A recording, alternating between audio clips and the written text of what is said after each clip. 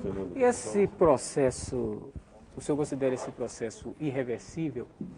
E, em outros termos também, o Brasil hoje é governado por um intelectual reconhecido internacionalmente, e o seu projeto de governo tem por trás de si uma série de outros intelectuais que apresentam esse projeto como um projeto irreversível e chamam os críticos desse projeto de ressentidos. O presidente até tem usado alguns termos bobos, etc.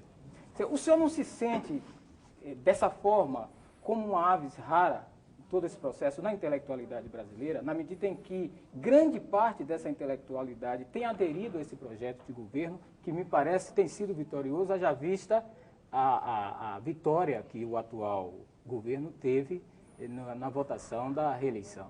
Se aderem porque são menos intelectuais. O intelectual se caracteriza pela sua força crítica. E quem dotado de força crítica for, jamais vai imaginar que é uma só perspectiva, uma só alternativa. Eu creio que será desesperante se realmente for assim. Infelizmente não é. Agora, o que o senhor atribui a essa grande participação de intelectuais como quadros ou diretamente na administração direta, no executivo, essa coisa toda no Brasil? Isso é um fenômeno interessante. Eu acho que está ligado também à natureza da intelectualidade brasileira, que é em grande parte formada por pessoas que preferem ser establishment. De que ser intelectuais, eu não posso ser ao mesmo tempo intelectual e establishment. E quando os intelectuais decidem ser establishment, eles abandonam a sua capacidade crítica, a sua vontade crítica e traem a sua missão. Professor, é isso que está acontecendo. O que lhe custa na universidade ter uma postura crítica nesse sentido em relação ao papel do intelectual? Certamente que as suas críticas não são vistas com conforto pelos seus colegas na universidade. Mas é o próprio do intelectual. O intelectual existe para criar um desconforto. É o seu papel. E ele tem que ser forte bastante sozinho para continuar exercendo esse papel. De tal maneira que o que outros pensem, como eu disse há pouco, me é indiferente.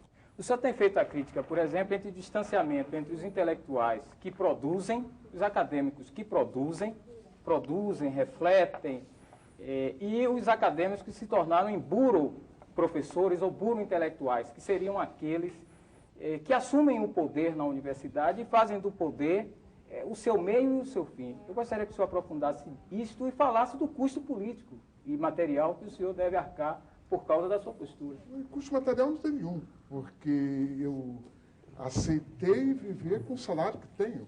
E isso fiz a vida inteira como professor. Sempre satisfiz com os meus salários. Então não há um custo material. Também não há custo político. É um equívoco imaginar que vantagens imediatas sejam uma vantagem política. A vantagem política é ter ideias, manter as ideias, esperar que elas floresçam, que é o nosso trabalho. Quer dizer, e aí há um ganho político.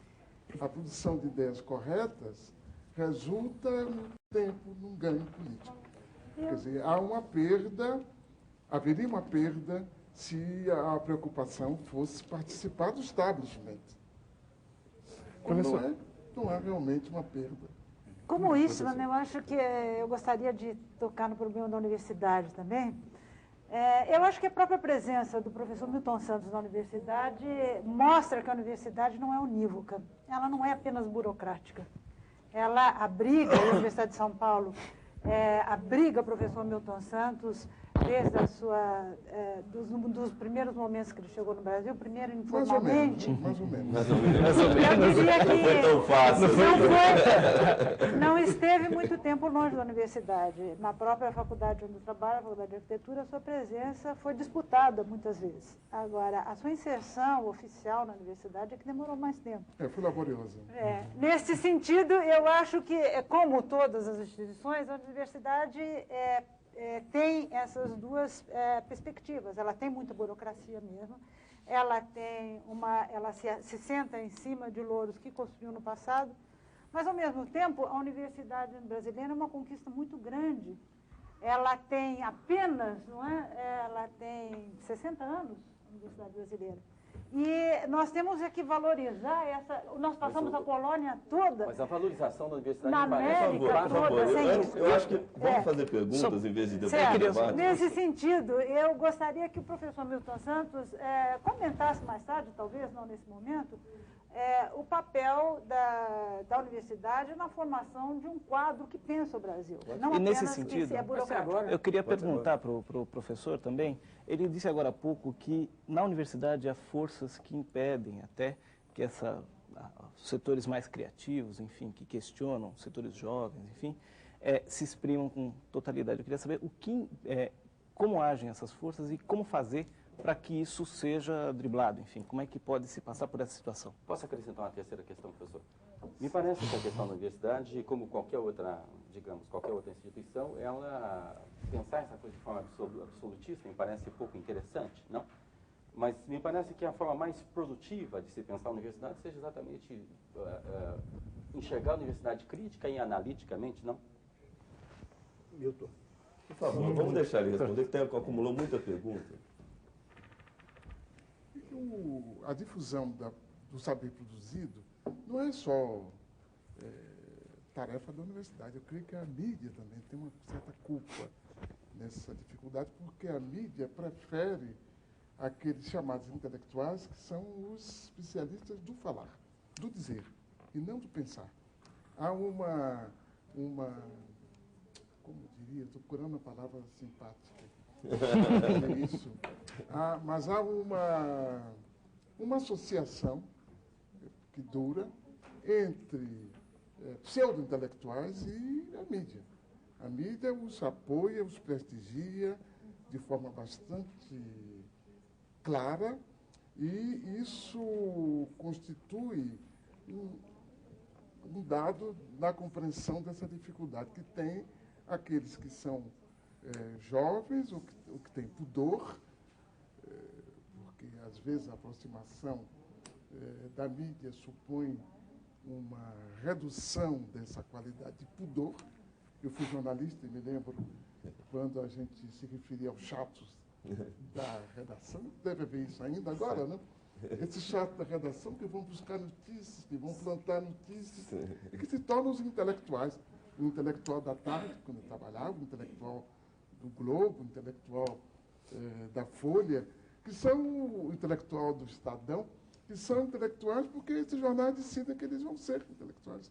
Eu creio que haveria que mudar esses comportamentos e caçar esses talentos e caçar essas pessoas, porque a própria universidade não tem como fazer.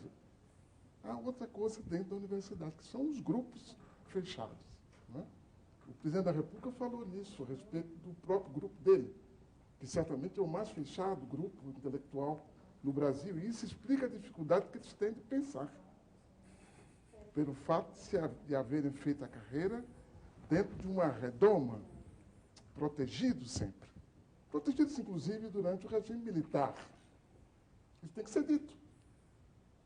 Protegidos em que sentido, professor? Protegidos, de um lado, por associações internacionais, protegidos pelos recursos que as associações internacionais, essas fundações internacionais, fundações corporativas, lhes atribuíam, pela cobertura internacional que lhes era dada, uma proteção que acabou sendo um obstáculo à expansão do trabalho intelectual no Brasil. Eu quero dizer isso claramente. O senhor está falando do SEBRAP? Estou falando do SEBRAP, exatamente. O SEBRAP foi um problema para a evolução intelectual do Brasil? Foi isso que eu disse? Sim, sim. Na medida em que um grupo monopoliza a produção e a difusão do conhecimento, ainda que durante a ditadura, a verdade também é que no fim da ditadura, no meio da ditadura, esse mesmo organismo não deixou de receber recursos da União para trabalhar.